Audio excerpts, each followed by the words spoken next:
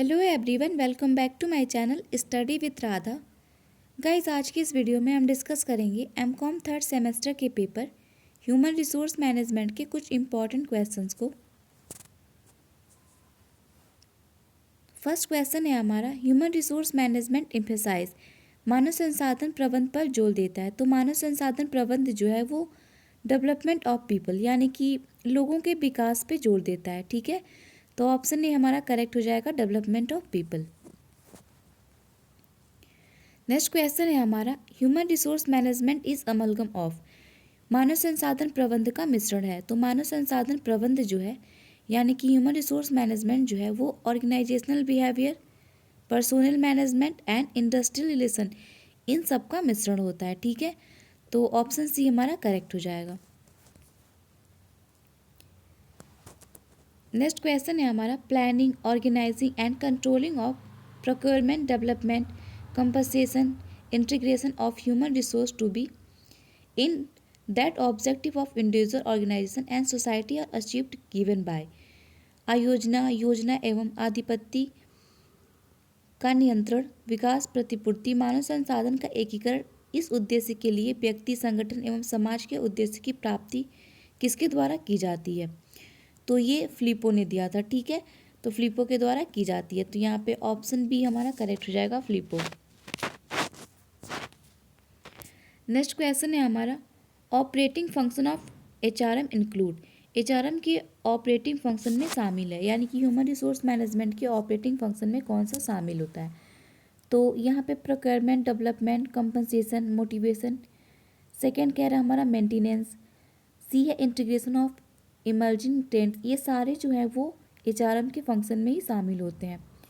तो option D हमारा correct हो जाएगा, all of these. Next question है हमारा, basic managerial function of HRM are.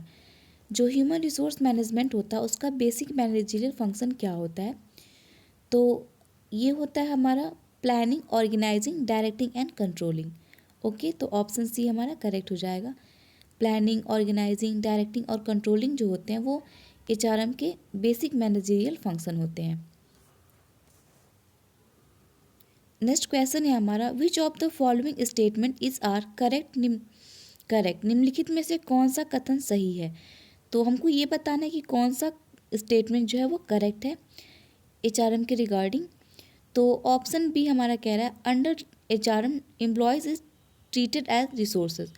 तो ये बिल्कुल करेक्ट है क्योंकि ह्यूमन रिसोर्स मैनेजमेंट के अंदर जो होता है वो एम्प्लॉयज़ होते हैं, उनको रिसोर्स के रूप में ट्रीट किया जाता है। ठीक है, तो ऑप्शन बी हमारा करेक्ट हो जाएगा।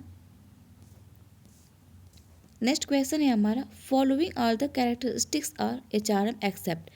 निम्नलिखित को छोड़कर एचआरएम की विशेषता है।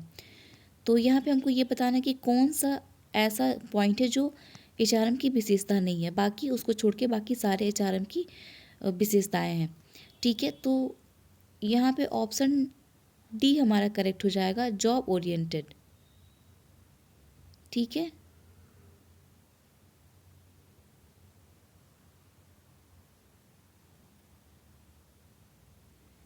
ओके। नेक्स्ट क्वेश्चन है हमारा, question number 8, challenges faced by human resource management include. मानव संसाधन प्रबंध के सामने आने वाली चुनौतियों में शामिल होता है। तो यहाँ पे टेक्नोलॉजिकल चेंजेस जो होते हैं, वर्कफोर्स डाइवर्सिफिकेशन, ग्लोबलाइजेशन, ये जो सारी चीज़ें हैं ये मानव संसाधन प्रबंध के सामने आने वाली चुनौतियाँ हैं। क्योंकि ह्यूमन रिसोर्स मैनेजमेंट में जो है वो हम पीपल का डेवलपमेंट देखते हैं। ठीक है, मानव संसाधन के बारे में बात करते हैं। यहाँ पे जो भी चीज़ें होती हैं वो मैन पावर के द्वारा होती हैं। तो यहाँ टेक्नोलॉजिकल चेंजेस आने की वजह से जो भी वर्क फोर्स में वो डाइवर्सिफिकेशन आता है उसकी वजह से ये उस मानव संसाधन के लिए चुनौती बन जाता है। ठीक है, तो ऑप्शन ए हमारा करेक्ट हो जाएगा यहाँ पे।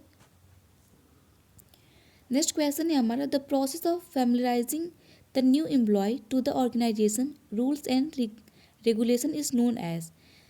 नए कर्मचारियों को संगठन के नियमों और विनियमों से परिचित कराने की प्रक्रिया को किस रूप में जाना जाता है। तो इसको हम इंट्रोडक्शन कहते हैं क्योंकि यहाँ पे इंट्रोडक्शन का ये प्रोसेस होता है। क्योंकि यहाँ पे जब नए एम्प्लॉयज़ ऑर्गेनाइजेशन से जुड़ते हैं तो उनको ऑर्गेनाइजेशन से फैमिलायर कराया जाता है, उनको उससे परिचित कराया जाता है। नेक्स्ट क्वेश्चन है हमारा, ह्यूमन रिसोर्स मैनेजमेंट मीन्स, मानव संसाधन प्रबंध का अर्थ है। तो मानव संसाधन प्रबंध का अर्थ होता है the process of bringing people and organization together so that the goal of each are achieved. ठीक है, ऑप्शन सी हमारा करेक्ट हो जाएगा। ये एक ऐसा प्रोसेस होता है जिसमें लोगों को ऑर्गेनाइज किया जाता है एक साथ में काम करने के लिए, ताकि वो एक साथ अपने गोल को अचीव कर सकें। ठीक है, नेक्स्ट क्वेश्चन है हमारा यूनिट 4 से, ट्रेनिंग प्रोसेस इज, ट्रेनिंग यानी कि प्रशिक्षण की जो प्रक्रिया होती है वो कैसी प्रक्रिया है।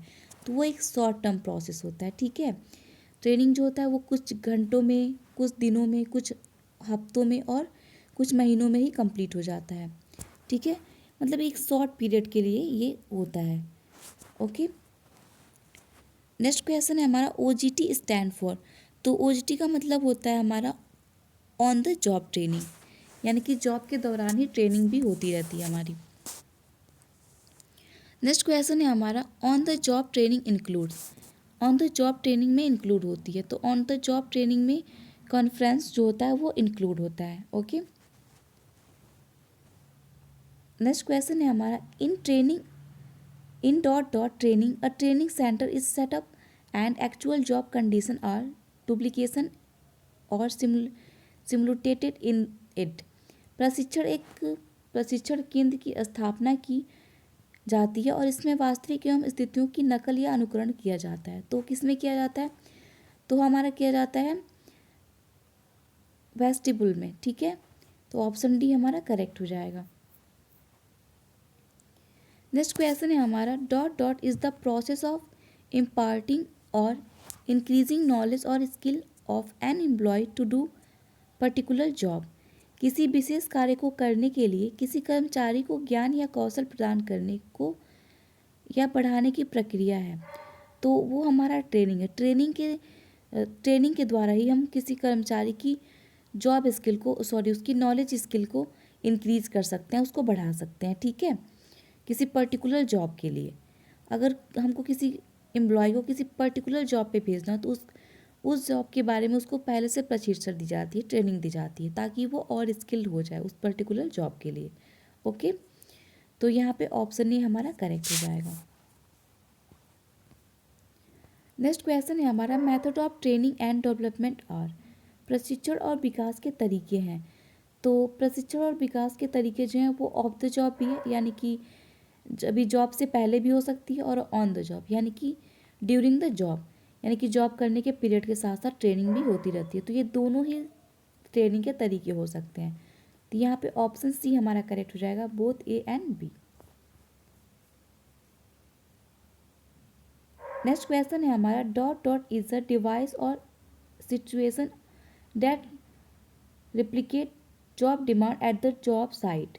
एक उपकरण या स्थिति जो कार्यस्थल पर प्रतिकृत कार्य की मांग करती है। तो हमारा सिमुलेशन में होता है। ठीक है, तो यहाँ पे हमारा बी ऑप्शन करेक्ट हो जाएगा, सिमुलेशन। नेक्स्ट क्वेश्चन है हमारा, मैनेजमेंट डेवलपमेंट। मैनेजमेंट डेवलपमेंट होता है, तो मैनेजमेंट डेवलपमेंट जो होता है वो aims at overall development of manager, यानी ये ओवरऑल डेवलपमेंट होता है एक मैनेजर का। ठीक है, नेक्स्ट क्वेश्चन है हमारा, of the job training method include. Of जो जॉब यानी कि नौकरी के बाहर प्रशिक्षण विधियों में शामिल है।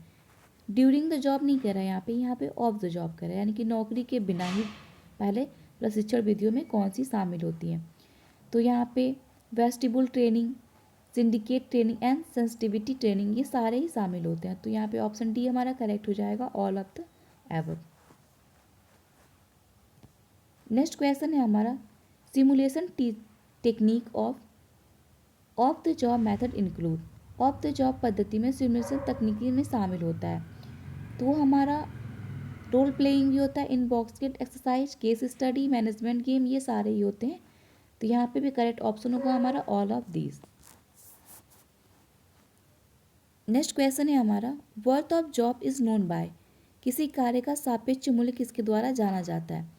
तो हमारा जॉब इवैल्यूएशन के द्वारा जाना जाता है। अगर किसी कार्य का मूल्यांकन करना हो तो हम जॉब इवैल्यूएशन के द्वारा कर सकते हैं। ठीक है, तो ऑप्शन सी करेक्ट हो जाएगा। नेक्स्ट क्वेश्चन है हमारा, method of job evaluation are. Job evaluation के मेथड हो सकते हैं। तो जॉब इवैल्यूएशन के मेथड क्वालिटेटिव भी हो सकते हैं, क्वांटिटी भी हो सकते हैं। तो यहाँ पे हमारा करेक्ट ऑप्शन होगा both A and B. Next question है, qualitative job evaluation method are. तो पॉइंट रेटिंग मेथड जो है वो क्वालिटेटिव जॉब इवैल्यूएशन मेथड होता है, सॉरी क्वांटिटेटिव होता है। ओके, नेक्स्ट क्वेश्चन है हमारा, qualitative job evaluation method are. तो क्वालिटेटिव में हमारा हो जाएगा रैंकिंग, ग्रेडिंग, ये दोनों ही हो जाएगा। ठीक है, तो ऑप्शन डी हमारा करेक्ट हो जाएगा, both A and B. Next question है हमारा, process of studying and collecting information about a job is known as. किसी कार्य के बारे में अध्ययन करने और सूचना एकत्र करने की प्रक्रिया को कहते हैं, तो उसको हम जॉब एनालिसिस कहते हैं। ठीक है, नेक्स्ट क्वेश्चन है हमारा, जॉब एनालिसिस रिजल्ट इज। तो जॉब एनालिसिस का रिजल्ट जो होता है वो job description, job specification, job evaluation, ये सारे ही होते हैं। तो यहाँ पे ऑप्शन डी हमारा करेक्ट हो जाएगा, all of the above. Next question है हमारा, job description is the statement containing item like. नौकरी का विवरण एक बयान है जिसमें आइटम शामिल होते हैं। तो इसमें ये सारे ही आइटम शामिल होते हैं, job title, location and duties, machine, tools and equipment, ये सारी चीज़ें ही उसमें शामिल होती हैं। तो यहाँ पे ऑप्शन डी हमारा करेक्ट हो जाएगा। नेक्स्ट क्वेश्चन है हमारा, dot dot is a factual statement of task and duties involve in a job. एक कार्य में शामिल कार्य और कर्तव्यों का एक तथ्यात्मक विवरण है। तो ये होता है हमारा जॉब डिस्क्रिप्शन। ठीक है, तो ऑप्शन ए करेक्ट हो जाएगा, जॉब डिस्क्रिप्शन। नेक्स्ट क्वेश्चन है हमारा, job specification is the statement of. तो ये कैसा स्टेटमेंट होता है? तो ये मिन qualification required for a job, यानी कि जो मिनिमम क्वालिफिकेशन होती है रिक्वायर होती है जॉब के लिए, तो वो हमारा स्पेसिफिकेशन का स्टेटमेंट होता है। तो ऑप्शन ए हमारा करेक्ट हो जाएगा। नेक्स्ट क्वेश्चन है हमारा, job analysis is helpful in. कार्य विश्लेषण में सहायक होता है। तो कार्य विश्लेषण में हमारा HRP, recruitment and selection, training and development, job evaluation and performance appraisal, ये सारे ही इंक्लूड होते हैं। ठीक है, तो ऑप्शन डी हमारा करेक्ट हो जाएगा। ओके, तो आई होप आपको ये सारे क्वेश्चन समझ में आए हों। मिलते हैं नेक्स्ट वीडियो में। Thank you, have a good day.